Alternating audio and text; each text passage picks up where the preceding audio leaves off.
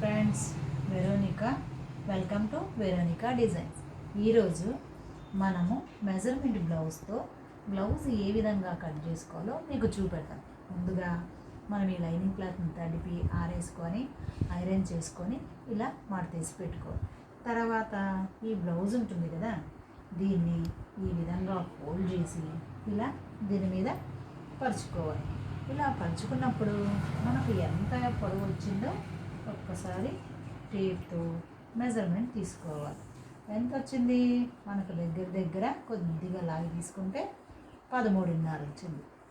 ఇప్పుడు ఈ బ్లౌజ్ని ఇలా తీసేసి కింద ఒక 1/2 ఇంచు పైన ఒక 1/2 ఇంచు మనం మార్క్ చేసుకోవాలి.